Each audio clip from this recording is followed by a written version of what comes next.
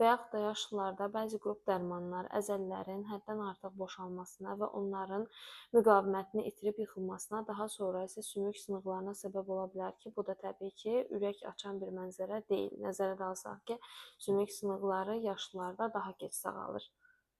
Təbii ki, bu arzu olunan hal deyil və heç kim dərmanları istəyərək birdən-birə bu qədər çox qəbul eləmir.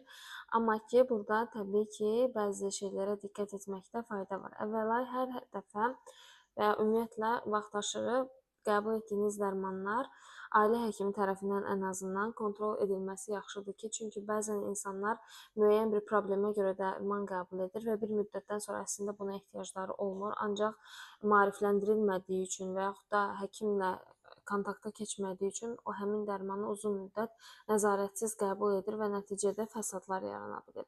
Digər tərəfdən, əgər siz hər hansısa bir yeni həkimə, başqa ixtisasın həkiminə gedirsinizsə,